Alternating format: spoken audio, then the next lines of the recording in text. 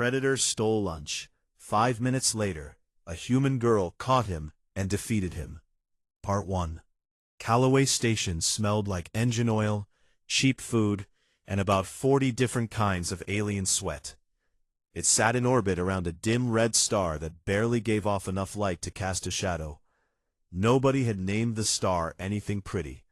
Most people on the station just called it the Red One, and that was good enough. The station was not a nice place. It was not a clean place. The hallways were narrow, and the lights in the lower decks flickered every few hours because the wiring was old, and nobody had the budget to fix it. The walls were covered in scratches and dents and old stickers from vendors who no longer existed. The air recyclers worked, but only just barely, and on warm days the whole lower level smelled like something between a gym locker and a food market. But people lived there, not just visited, actually lived there for years at a time. Traders and mechanics and cargo workers and drifters who had run out of places to drift to. Dozens of species packed into a station that had been built for maybe half that number. You could hear 6 different languages just walking from the sleeping quarters to the commissary, and nobody found that strange anymore. Strange was just Tuesday on Callaway Station. Danny Callaway was one of those people. He had been on the station for almost 3 years, and he had stopped noticing most of the chaos around him a long time ago. He was 28 years old, tall in a way that made him look a little awkward, with brown hair that he never quite managed to cut before it got too long, and dark circles under his eyes from working early morning cargo shifts. He was not the most exciting person on the station. He knew that. He was fine with it. His job was simple. Containers came in on freight ships. He logged them, moved them, stacked them, and made sure they went to the right place. He did this 6 days a week. He was good at it, in a quiet, unspectacular sort of way, and his supervisor, a squat, 4-armed alien named Grotto, who communicated mostly through clicking sounds, seemed to tolerate him well enough. The best part of Danny's day, without question, was lunch. This was not a small thing to him. It was the 1 hour in his shift where nobody needed him, where no containers had to be logged, where he could sit down in the commissary on level 4 and eat something warm and actually taste it. He had found a small human food stall near the back of the commissary, run by an older woman named Carol, who had been making food on the station longer than Danny had been alive. Carol made spiced rice with a sauce that Danny could not fully describe, but thought about regularly. She also made protein wraps that were actually good, and once a week she made a small sweet dessert that she packed in a sealed tin container, and which Danny always saved for last. On this particular day, Danny had his full lunch in front of him. The rice, the wrap, the dessert in its little tin. He had been thinking about it since the 2nd hour of his shift, when a container had tipped over and spilled packing foam across the whole loading bay floor, and he had spent 40 minutes cleaning it up. The lunch was his reward. He had earned it. Sitting across from him was Zoe Hartley. Zoe was 22 and had been on the station for just under a year. She worked in the maintenance crew on the lower decks, which meant she spent most of her days crawling into tight spaces behind walls and fixing things that should have been fixed years ago. She was not tall.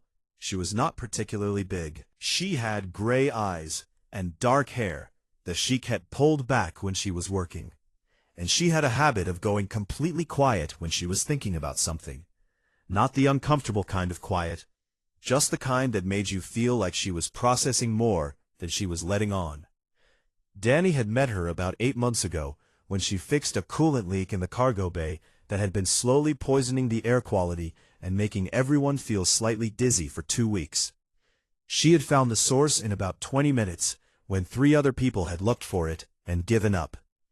After that, he had started eating lunch with her most days.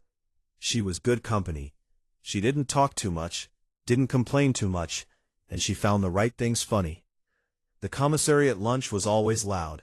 Aliens of a dozen species sat at tables or stood near vendors or moved through the space in groups, carrying trays or bags or containers of whatever their species ate. The smell was complicated. a mix of cooking from all the different food stalls, each one with its own particular combination of spices and heat and oils. It should have been overwhelming. After a while, it was just home. Danny had just opened his tin of dessert to check that it had survived the trip from Carol's stall undamaged. It had, he was relieved, when he heard the sound of large footsteps coming from the far side of the commissary. He didn't think much of it at first. Heavy footsteps were not unusual. A lot of species on the station were bigger and heavier than humans. But something about the way the noise in the room shifted, the way conversations dipped slightly, and a few of the smaller alien traders near the edge of the room moved a little to the side, made him look up.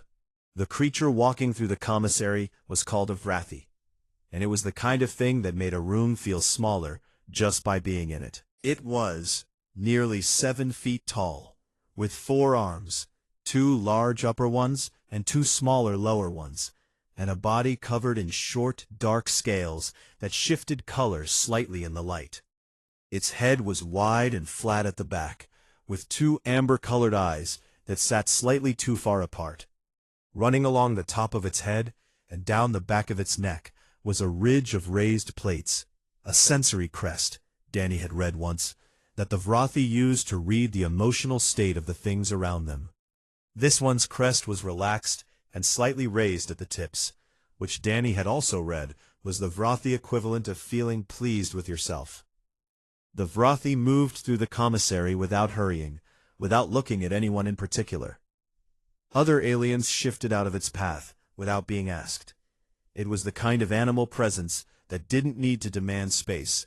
It simply took it. Danny watched it for a moment, then looked back down at his food. He picked up his wrap and took a bite. Zoe was watching the Vrathi. She had stopped eating. Her fork was resting on the edge of her tray. Her gray eyes followed the large alien as it moved slowly through the room, its amber gaze drifting across the tables in a lazy, half-interested way, like a large animal walking through a field and seeing what was worth noticing. Danny didn't see it happen until it was already done. The Vrathi passed their table without slowing down. One of its large upper arms swung down in a casual arc and closed around Danny's entire lunch tray. It lifted the tray off the table in one smooth motion, tucked it under its arm, and kept walking. It did not look at Danny. It did not break stride. The sensory crest at the back of its head rose a fraction of an inch, just barely, and then settled again. Danny sat very still. He looked at the empty space in front of him. The table was bare. His rice, his wrap, and his dessert were gone. He looked up. The Vrathi was already halfway across the commissary, moving toward the far corridor exit. Danny's lunch tucked under its arm like it meant nothing at all.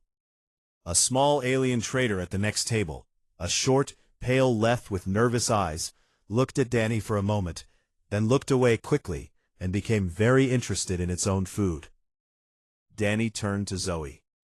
Zoe had already put her fork down on the table with a soft, deliberate click. She was watching the Vrathi reach the far side of the room. Her expression had not changed.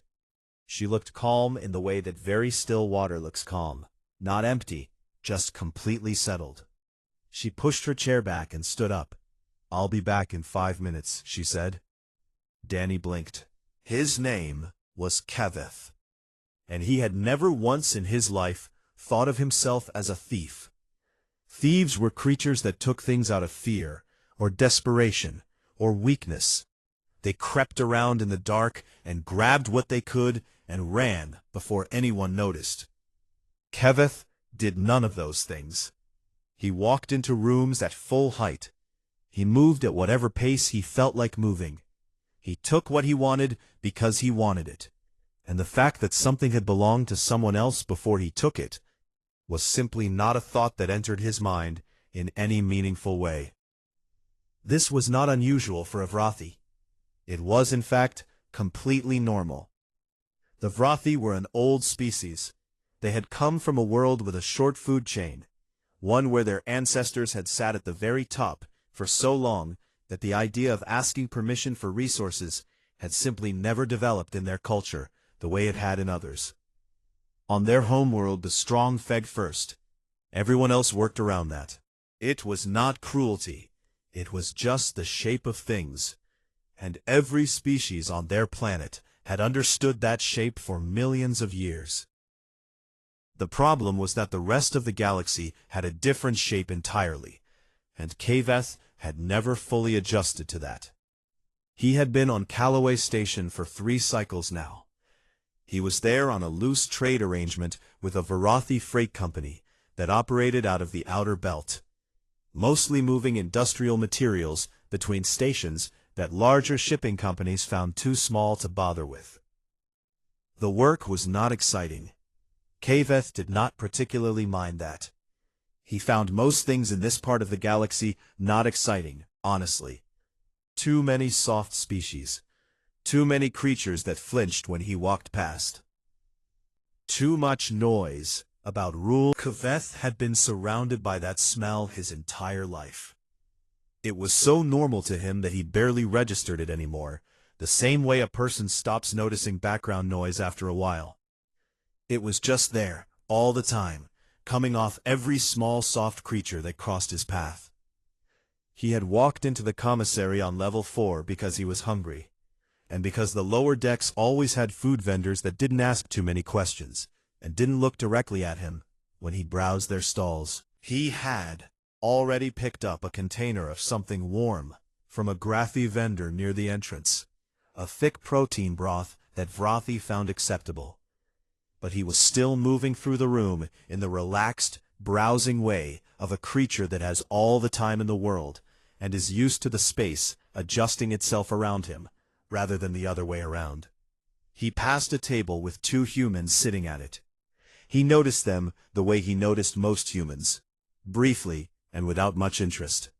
They were the most common non-alien species on this station, but also the least remarkable in his view. Small, soft, no claws worth mentioning, no natural armor.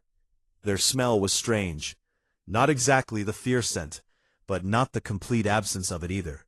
Just a kind of flat, neutral chemical output that didn't tell him much. He had never fully figured out what that meant, and had mostly stopped trying. The male one had a full lunch tray in front of him. Kaveth's eyes moved across it without slowing down. Warm rice with some kind of reddish sauce. A wrapped protein portion. A small sealed tin container that smelled faintly sweet even from where he was walking. He didn't make a decision, exactly.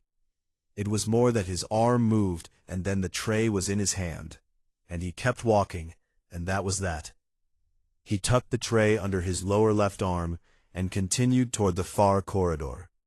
His crest rose very slightly along the back ridge, not a conscious display, just the physical response to mild satisfaction, the way a person might exhale slowly after something goes smoothly. He didn't look back. Behind him, he registered nothing worth registering. The male human's fear scent did not spike. There was a brief silence at the table, but no movement that his peripheral vision caught.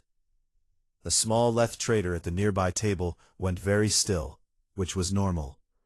Most small species went still when Kaveth was nearby. It was just the natural order expressing itself. He reached the far corridor and turned into it, heading toward the maintenance passage that would take him back to the Vrathi freight docking section. It was a quieter route. He preferred it. The main corridors had too much foot traffic and too many species that moved unpredictably. The corridor was narrow enough that his shoulders came close to the walls on either side, which he didn't mind.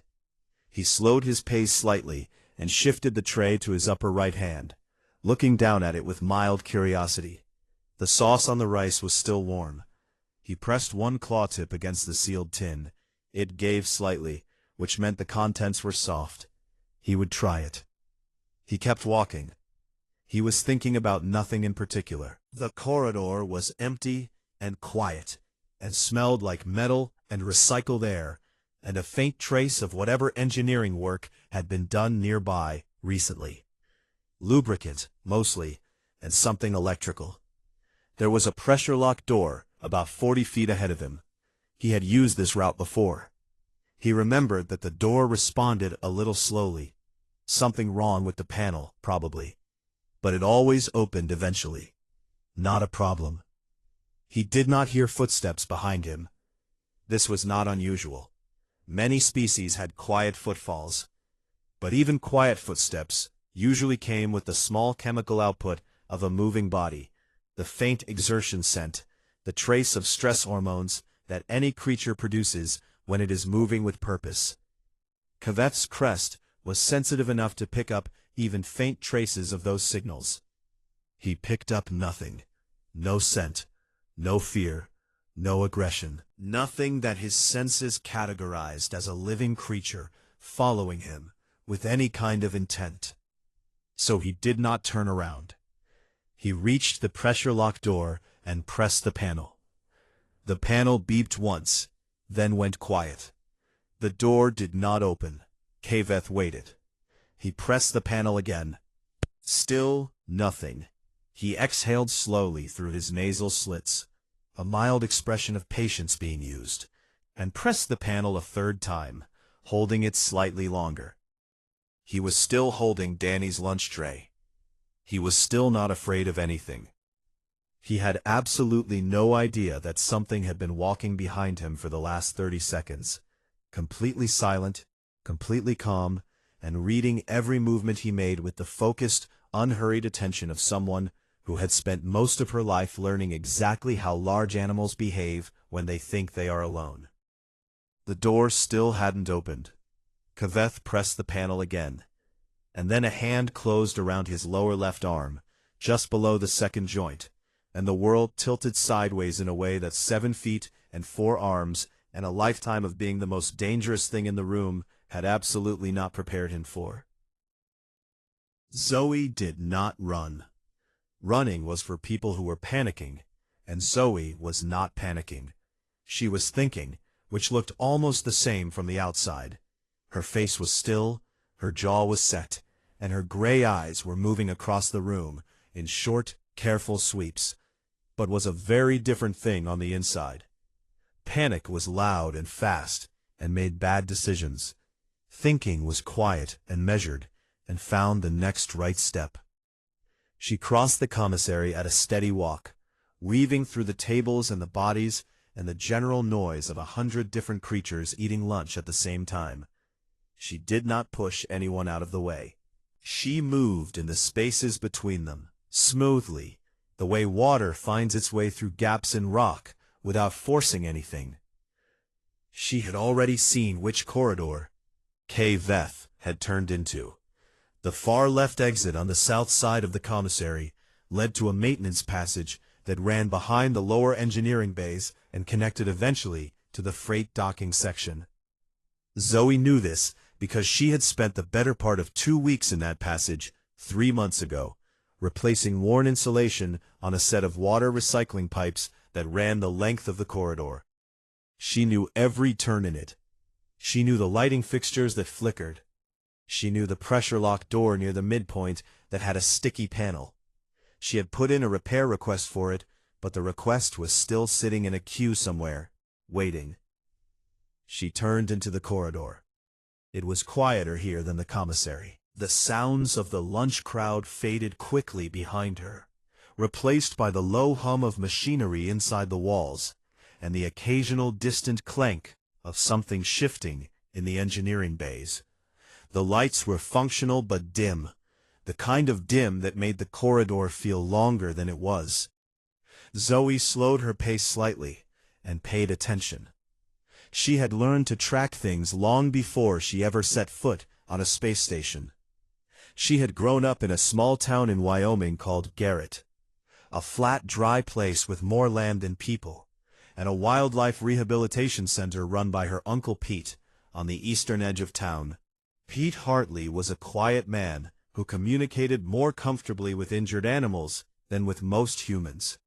And he had started teaching Zoe the basics of animal behavior when she was about 9 years old, mostly because she kept following him around asking questions, and he eventually decided it was easier to just answer them. By the time she was 12, she could read a large predator's body language well enough to know when it was afraid, when it was curious, and when it was about to do something fast and dangerous. By the time she was 16, she had helped restrain animals that most adults on the property were afraid to get near. Not because she was reckless, Pete had made sure of that, but because she understood the difference between looking dangerous and being dangerous. And she understood that most large animals, no matter how powerful, had patterns. They had habits. They had blind spots. The key, Pete always said, was not to be louder or stronger. The key was to be calmer. She moved through the corridor and read the signs Kaveth had left without knowing it. A small smear on the wall panel near the first turn, the mark of a scaled limb brushing against it at height, which told her how recently he had passed and how fast he was moving. A faint disturbance in the thin layer of dust on the floor near the second bend. Large, wide footprints, unhurried, and the smell. Very faint, but there. The Vrothi produced a particular chemical output when they were feeling satisfied with themselves. Something between warm metal and a dry, slightly spiced scent that was hard to describe, but easy to recognize once you had cataloged it. Zoe had cataloged it 8 months ago, when she had spent 6 weeks repairing systems in the Vrothi freight bay, and had read every species manual she could find on her personal reader during the slow hours. She followed the signs without hurrying. She was also thinking about the door. The pressure lock panel near the midpoint of the corridor had a specific failure pattern. When you pressed it, it would beep once, process for about 4 seconds, fail to respond, and then require a second press held for slightly longer to trigger the mechanism. If you didn't know that, you would press it once, wait, press it again, and spend at least 15 to 20 seconds standing there trying to figure out why it wasn't working, before it finally opened. She had timed it, out of mild professional irritation, and it took an average of 18 seconds from first press to the door actually opening. 18 seconds was a long time to be standing still in a corridor. She moved through the second bend and came into the longer straight stretch of the passage. She could see the door at the far end. She could see Kaveth standing in front of it, pressing the panel, his large back toward her, Danny's lunch tray still in his hand. She slowed to almost nothing. This was the part that most people got wrong. Most people, approaching a large and dangerous animal from behind, did one of two things. They either moved too fast, startled it, triggered the threat response, made everything harder, or they hesitated, and the hesitation produced its own chemical signal, a kind of anxious stillness that predators could feel, even if they couldn't see it. Zoe did neither. She moved at the pace of someone who belonged in the corridor and had somewhere to be. Not stalking, not sneaking, just moving, quietly and evenly, the way she had crossed 100 fields and enclosures in Garrett, Wyoming, with something large and dangerous between her and the gate. Kiveth pressed the panel again. Another beep. The door stayed shut. He shifted his weight slightly, a small movement, but Zoe read it as mild impatience, and pressed the panel a third time, holding it a half-second longer than before. Still nothing. His crest moved, very slightly, in the way that she had come to understand meant low-level frustration. She was 10 feet away, then 8, then 5. Kiveth did not turn around. His sensory crest was trained on the door panel. His chemical reading senses were pointed forward. Behind him, he registered nothing. No fear, no aggression, no threat signal of any kind, because Zoe Hartley was not producing any of those things. She was calm, in the specific way that her Uncle Pete had spent years teaching her to be calm. Not the absence of awareness, but the presence of complete focus. She closed the last 2 feet without a sound. Her hand found his lower left arm just below the second joint, the narrow point, the leverage point, the spot she had identified from the species anatomy diagrams as the place where even four-armed creatures lost their mechanical advantage, if the angle was right. She set her grip, she moved, and Kaveth, who had never in his life been surprised by anything smaller than himself, made a sound that was very small and very confused, and the lunch tray tipped sideways in his loosened grip, and the world did something it had never done to him before. It did not adjust around him. Kaveth had been in physical confrontations before. Not many, because most things did not try to physically confront Vrathi. But it had happened a few times over his life. Once with another Vrathi in a freight dispute that got out of hand. Once with a large Kroth enforcer on a border station who had made the mistake of thinking Kaveth owed him something. And once, years ago, with a wild predator on his home world that had wandered too close to the outpost where he was working. In all of those situations, the shape of the confrontation had been the same. There was posturing first. There were signals, size, crest display, chemical output, the specific kind of stillness that meant one body was calculating whether it could beat another body. Then, if the signals didn't resolve things, there was contact. Kaveth understood that shape. He had been shaped by it his entire life. His body knew what to do inside it. What was happening right now did not have that shape at all. There had been no posturing, no signals, no stillness. One moment he had been pressing a door panel, and the next moment something had his lower left arm in a grip that was not large. The hand was small, he could tell that much, but was placed with such specific precision that his entire arm felt like it had been turned into a lever. And whoever was holding the other end of the lever was using it with a calm, mechanical confidence that made pulling away feel like exactly the wrong idea. He turned his head. The human girl was standing just behind and to his left, one hand on his arm, her feet placed apart on the floor, in a wide, low stance that put her center of gravity well below his. She was not straining. She was not pulling hard. She was simply holding the position with the patient steadiness of someone who had done this before, and knew she did not need to use more force than necessary, because the position itself was doing all the work. Her gray eyes met his amber ones. She did not look angry. She did not look afraid. She looked the way a person looks when they are fixing something complicated, focused, present, and mildly interested in the outcome. Kaveth processed this for a moment. His crest, which had been slightly raised at the tips all afternoon, in the satisfied way of a creature that had moved through its day without resistance, went completely flat against his skull. This was not a controlled response. It happened on its own, the way a startled person's eyes go wide without choosing to.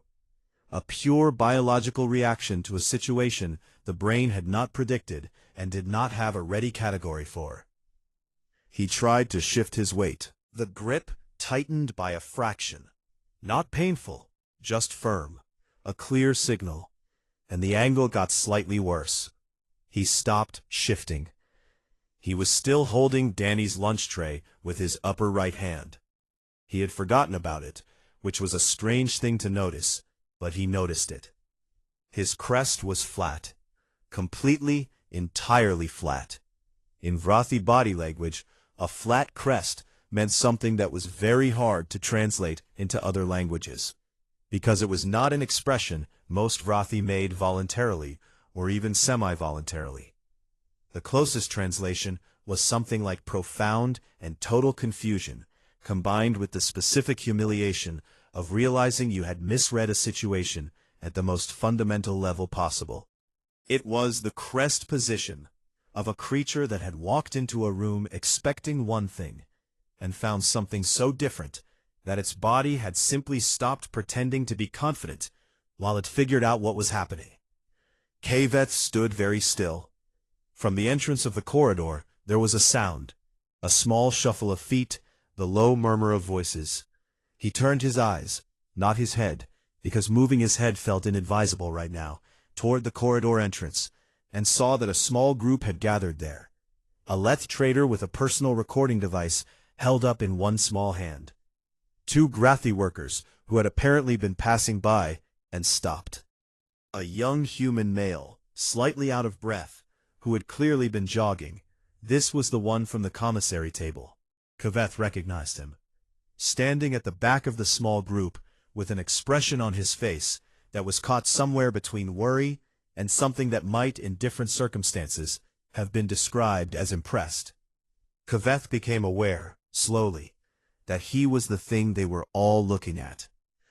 Not in the way that beings usually looked at a Varathi, with the lowered eyes and the slight physical withdrawal that he had come to understand as the normal social response of smaller species to his presence. They were looking at him the way you look at something you are genuinely surprised to see. The Let's recording device was pointed directly at him. One of the grothy workers had leaned slightly to the side, as if trying to get a better angle. The grip on his arm had not loosened. Kaveth made a decision, which was really less of a decision and more of an acknowledgement. A quiet internal moment where his body recognized that there was no version of what happened next that ended with him looking as though he had been in control of this situation. He could try to pull free. He did not think he would succeed, and trying and failing in front of a group that included someone with a recording device was considerably worse than simply being still. He could attempt a verbal dominance display, crests up, volume high, the posture of challenge. His crest was currently as flat as it had ever been in his adult life, and he was not confident it would rise on command. He stood still. The human girl held the position for a few more seconds, long enough that everyone present understood it was not luck or accident, long enough that Kaveth's body had time to understand, at the deep biological level where things like dignity and threat assessment actually lived, that she could hold it for considerably longer if she chose to. Then she released his arm, smoothly and without drama, stepped back one pace, and reached up and took the lunch tray from his upper right hand, with a calm, matter-of-fact motion, as though she was just picking something up from a shelf. She checked the tray. The rice container was still upright. The protein wrap had shifted, but was intact. She tilted the tray slightly to check the small sealed tin, gave it a brief look, and seemed satisfied. Then she looked up at Kaveth. He was still standing with his crest flat, his forearms held slightly out from his body, in the involuntary wide-open posture of a creature that has decided, at a very basic level, not to make any sudden moves. She looked at him for a moment the way his old flight instructor had once looked at him after he had made a navigational error. Not angry, just clear, direct, waiting for the moment of understanding to land. "Among humans," she said in a voice that was even and unhurried and not especially loud, "we call that theft. We don't do that here." She did not wait for a response. She turned, picked up the tray, and walked back down the corridor toward the commissary. She passed Danny at the corridor entrance, without stopping. The small group parted to let her through without any of them appearing to make a conscious choice to do so. Danny looked at Kaveth for a brief moment, not with triumph, just with a kind of mildly stunned acknowledgement, and then turned and followed her. Kaveth stood alone in the corridor. The pressure-lock door behind him beeped once, and then finally slid open. He did not go through it. He stood where he was for a long moment, his crest still flat, the recycled air of the corridor moving quietly around him, and he thought about how the female human had not smelled like fear, not at any point, not before, not during, not after. He had never encountered that before, and he found, standing in the empty corridor with the door open behind him, and his lunch gone, and a Let's recording device having captured all of it, that he did not know what to do with that information. He stood there for a while, thinking about it. The lights in the corridor flickered once, the way they always did. The recording was 47 seconds long. The left trader who had filmed it was named Siv, and Siv had not intended to share it with anyone. Siv had filmed it the way most small creatures on Callaway Station filmed unexpected things. out of pure instinct, the deep biological impulse to document something unusual before it stopped being real. Civ had watched it back twice in the corridor on the way to his afternoon delivery, standing very still with his small pale eyes wide open. And then he had sent it to his business partner on level 3 with a short message that said, roughly translated, "You are not going to believe this." His business partner sent it to 4 people. Those 4 people sent it to 12 more.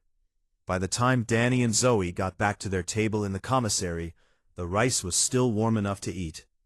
By the time Danny had finished his protein wrap, the recording had been viewed by approximately a third of the station's population.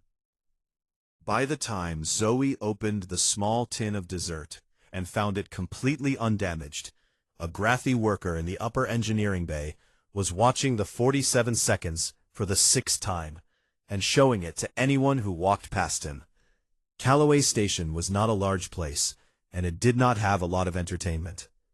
The recording spread the way things only spread in small, enclosed communities, where everyone lives close together, and everyone is at least mildly bored. Which is to say, it spread completely and immediately, and with a kind of collective energy that had nowhere else to go. By the following morning it had been shared across every informal communication network the station had, which were many, because every species on board had their own preferred channels, and most of them were connected to at least 2 others through trade relationships or shared living quarters, or the simple proximity of people who see each other every single day. Danny heard about it from Grotto, his supervisor, which surprised him because Grotto was not generally the type to discuss social events. Grotto found him at the start of his morning shift, made a specific series of clicking sounds that Danny had learned to interpret as something between approval and amusement, and then handed him a cargo manifest and walked away without further comment. Danny took that as a good sign. Zoe heard about it from nobody, because nobody was quite sure how to bring it up to her directly.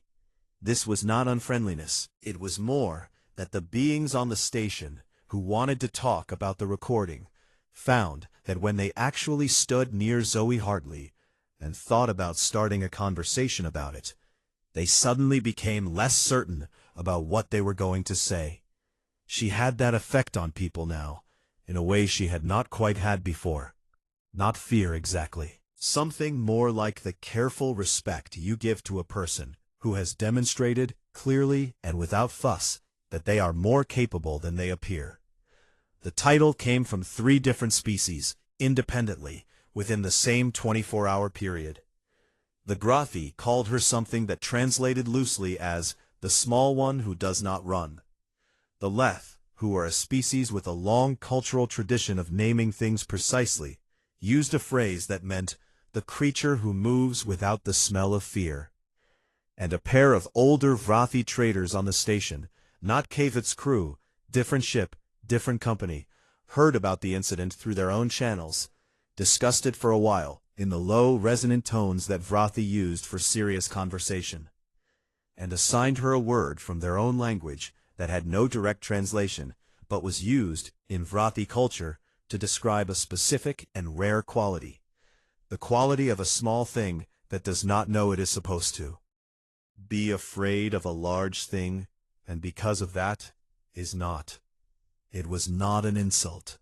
Among Vrathi, it was actually something close to a compliment, which was not a thing they gave easily or often. Zoe did not know about any of these titles for several days, and when Danny finally told her about them over lunch on the 4th day, she listened to all 3, thought about them for a moment, and then said, "That's a lot of words for just getting Danny's food back," and went back to eating. Danny did not say anything to that. He felt it was the correct response. Kaveth did not come back to the commissary for 3 days. On the 3rd day he walked in during the mid-afternoon, when the room was quieter than it was at lunch. He moved differently than he had before, not smaller, not diminished, but more careful, more aware of the space around him in a way that was less casual and more considered. His crest, which had always rested in that slightly elevated position of reflexive satisfaction, stayed level, and neutral. He did not look at anyone in particular. He bought a container of food from the grothy vendor near the entrance, paid for it with a trade chip, and moved toward the far side of the room. He stopped at Zoe's table. Zoe was there alone. Danny was still on shift. She had a half-finished meal in front of her, and a small technical manual open beside her tray, and she was reading it with the same focused quiet she brought to most things. Kaveth reached into the pouch on his lower right side and produced a Vrothy food token, a small flat disc of dark metal with a symbol pressed into its center. Among Vrothy, this was a formal gesture. It did not have a perfect translation, but the closest meaning was something like an acknowledgement that resources had changed hands in a way that was not agreed upon, and that this was a correction. It was not quite an apology, because Vrothy did not have a word for apology in the way most species understood it. But it was the closest thing they had, and in Vrothy culture it carried real weight. He placed it on the table in front of her, without speaking. Then he straightened up, turned, and walked away without looking back. Zoe looked down at the token. She picked it up, turned it over once in her fingers, and set it back down. She looked at the door Keveth had walked out of for a brief moment, then looked back at her manual and kept reading. When Danny came back from his shift and sat down, she slid the token across the table to him. "What's this?" he asked. "I think it's an apology," she said. "More or less." Danny looked at the token for a long moment. Then he looked up. "From Keveth?" "Yes." He turned the token over in his hand. "Huh," he said. They used it the next day to buy 2 desserts from Carol's stall, the small sweet ones in the sealed tin containers. One for each of them. Danny saved his for last, the way he always did. And when he finally opened it and took the first bite, he decided it tasted better than usual, though he could not have said exactly why. Out in the wider station, life went on the way it always did, loud and crowded and strange, full of dozens of species living side by side in a small metal structure orbiting a dim red star that nobody had ever bothered to name properly. Ships came and went. Cargo was loaded and unloaded. The lights on the lower decks flickered the way they always flickered. But something small had shifted. Not in any dramatic way, not in any way that would make records or headlines or get noted in any official station report. Just a small, quiet shift in the way certain beings on the station thought about the humans who lived and worked among them. The galaxy had spent a long time trying to understand what humans were. Explorers, some said. Survivors, said others. Strange and soft and stubborn in ways that didn't always make sense to species with harder bodies and longer histories. The debate had never really settled, because humans kept being different things in different situations, and that was the part that was hardest to account for. What the beings on Callaway Station had watched in that 47-second recording was not a warrior. It was not a soldier or a fighter, or anything that fit neatly into the categories that made sense to species who measured strength in size and claws, and the fear they produced in others. It was just a young woman from a small town in Wyoming who had grown up learning that the loudest thing in the room is not always the most dangerous one, and that calm is a skill, and that the most important thing you can do when something large and frightening is standing in front of you is simply to not let it know that you are scared. Because if you are not scared, it has nothing to work with. And if it has nothing to work with, then the size doesn't matter as much as it thinks it does. That was the thing about humans that the rest of the galaxy kept almost understanding and then missing again. They were not the biggest. They were not the fastest. They were not armored or venomous, or built for the kind of direct confrontation that most predator-descended species had evolved to win. They were just, in certain specific and hard-to-predict moments, completely and utterly unbothered, and that, in the end, turned out to be enough.